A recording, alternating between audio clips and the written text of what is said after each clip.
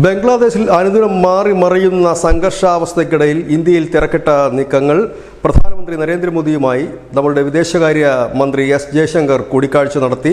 ഒരു പ്രസ്താവന ഇന്ത്യ പുറപ്പെടുവിക്കുമോ ഇല്ലയോ എന്നാണ് ഏവരും ഉറ്റുനോക്കുന്നത്. ഏതായാലും അവിടെ ഇപ്പോൾ ഹിന്ദു സന്യാസിയായ പ്രഭു ചിമോയ് കൃഷ്ണദാസിനെ മോചിപ്പിക്കുന്നതുമായി ബന്ധപ്പെട്ട ഒരു നീക്കമാണ്. അതിനിടയിൽ ബംഗ്ലാദേശ് ഹൈക്കോടതി ഇസ്കോണെ നിരോധിക്കണമെന്നുള്ള ഹർജി തള്ളുകയുണ്ടായി.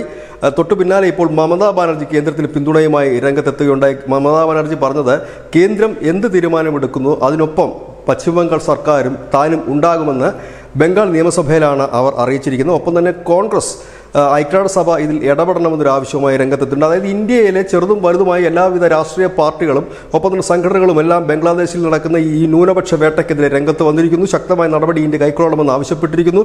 ഇതിൻ്റെ കൂടി പശ്ചാത്തലത്തിലാണ് ഇപ്പോൾ പ്രധാനമന്ത്രിയും വിദേശകാര്യമന്ത്രിയും തമ്മിൽ കൂടിക്കാഴ്ച നടന്നിരിക്കുന്നത്. ഒരുപക്ഷെ ഈ സ്വാമിയുടെ മോചനവുമായി ബന്ധപ്പെട്ട് കൊണ്ടുള്ള ഒരു നീക്കം കേന്ദ്രത്തിൻ്റെ ഭാഗത്തു നിന്ന് ഉണ്ടാകാനുള്ള സാധ്യതകൾ വളരെ കൂടുതലാണ്. നിലവിൽ ലഭ്യമാകുന്ന വിവരമനുസരിച്ച് ഇതുവരെ സ്വാമിക്ക് ഭക്ഷണമോ വെള്ളമോ ഒന്നും തന്നെ നൽകിയിട്ടില്ല എന്നൊരു വാർത്തയും ബംഗ്ലാദേശിൽ നിന്ന് തന്നെ വരുന്നുണ്ട്. ഇന്നും ബംഗ്ലാദേശിൽ വിവിധയിടങ്ങളിൽ പ്രക്ഷോഭങ്ങൾ, പോലീസുമായി ഏറ്റുമുട്ടലും നടന്നു. News desk, news India Malayalam.